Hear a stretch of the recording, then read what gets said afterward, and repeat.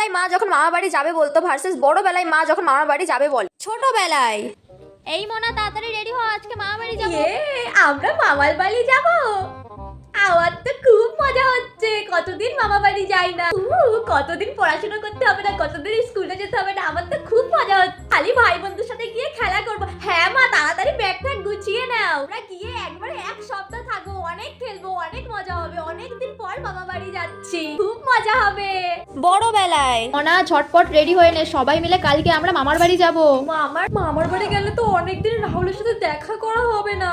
না মা, এখন মামা বাড়ি যাবো না। সবাই যাবে, তুই একা একা বাড়িতে থাকবি নাকি? কিছু একটা বলে ম্যানেজ করি। আরে কালকে আমার পড়া আছে আর এক্সট্রা ক্লাসও আছে। স্যার বলেছে কালকে সাজেশন দেবে আর সবাইকে যেতে বলেছে। এবার আমি না গেলে তো সাজেশন পাবো না আর কেউ আমাকে সাজেশন দেবেও না। তখন আমি সাজেশনটা কোথা থেকে পাবো? আর সামনে পরীক্ষাও চলে এসেছে। ঠিক আছে, তাহলে তুই থাক, আমরা যাচ্ছি। তুমি যাও।